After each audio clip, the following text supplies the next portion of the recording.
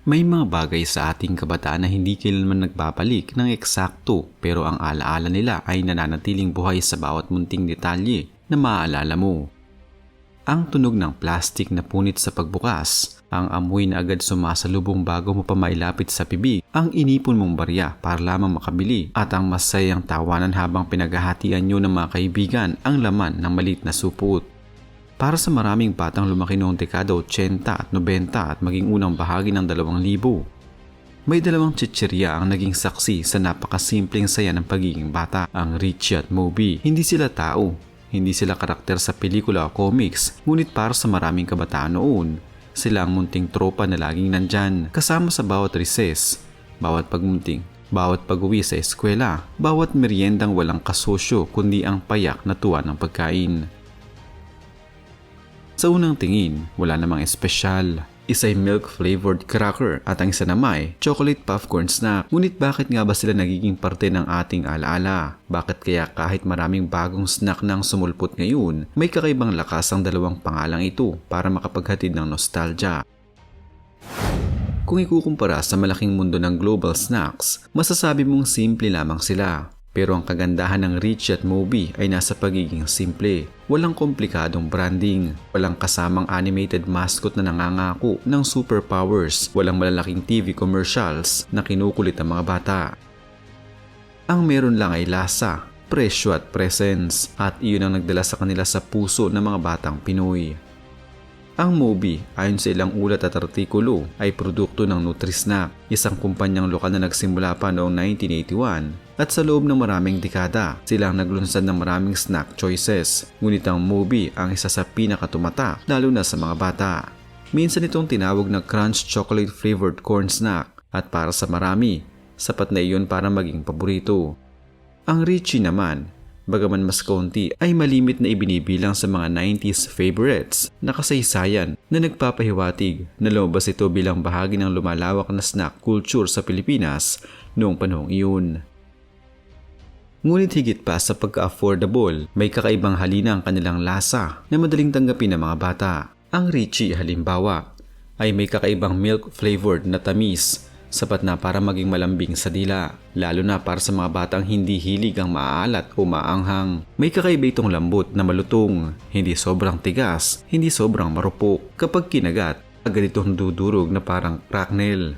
Ang Moby naman ay may pino pero makremang lasa ng tsokolate na nananatili sa dila pero hindi sobra-sobra. Hindi ito kasing tamis ng chocolate bar, pero sapat na para damhin ng bata na nagpapakasarap siya. At ang puff texture nito ang isa sa pinakamalaking dahilan kung bakit adik ang maraming bata dito. Kung tatanungin mo ang maraming kabataan noon, hindi lang lasang dahilan kung bakit benta ang dalawang ito. Ang packaging ay madalas matingkad, ang kulay, simple pero madaling tandaan. Ang pangalan na Richie, kahit hindi malinaw ang pinagmulan, ay parang naglalaro sa pagitan ng rich at cheese kahit milk flavored pala. Ang Moby naman, bagaman hindi kinumpirma kung hinango mula sa Moby Dick, ay may tunog na kaaya-aya, mabilis, friendly, madaling bigkasin, at para sa bata, minsan ang pangalan ay sapat na para maging paborito. Siguradong kumpanyang lokal ang nagpakalat. Ang Moby at Richie ay siguradong mga lokal na kumpanya lamang ang nagpakalat at may ilang nagbanggit ng Nutri-Snack sa kaso ng Moby.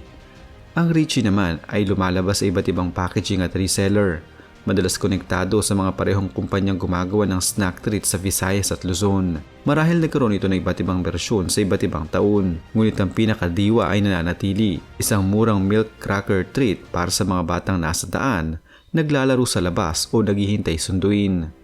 Pagdating sa tanong kung totoong tao nga ba sina Richie at Moby, malinaw ang sagot. Hindi sila pangalan ng tao. Hindi tulad ng mga mascot na may sariling identity. Sila ay brand lamang. Ngunit sa imahinasyon ng bata, parang may karakter sila. Ang isang simpleng pangalan ay nagiging katauhan sa isipan ng isang bata. Ang bawat kagat ay parang pakikipagkaibigan. Para sa bata, maliit na piraso ng magic ang mga ganitong bagay, kaya't hindi na nakapagtataka kung bakit madalas sabihin ng mga bata noon, si Richie at si Moby ang baon ko, hindi ang chichirya kundi sila. Sa pagdaan ng panahon, maraming dahilan kung bakit hindi kumukupas ang pagmamahal sa dalawang ito. Unang-una na riyan ang pagiging bahagi ng kultura ng kabataan. Isang batang Pilipino ang unang natutong mamili sa tindahan gamit ang sariling barya dahil sa dalawang chichiryang ito. Ilang beses naging simbolo ng pag-aambagan ng magkakaibigan ng isang supot ng movie, paghahati-hati sa mga pops habang nagkukwentuhan. Ilang beses naging tagapagligtas ng mga nagtatagong gutom habang pauwi sa jeep, at ilang bagang nauubos sa kalagitnaan ng uwian habang nakabitin ang paa ng batang nakaupo sa bangkito habang naghihintay ng magulang. Isa pang nakakatuwang katotohanan ay ang pagiging comfortable snack ng dalawang ito. Sa dami ng mga kinahuhumalingang maaanghang o sobrang alat na chichirya, may mga bata talagang mas gusto ang mild, sweet o creamy flavors. Ang Richie at Moby ay parehong nasa lugar na iyon.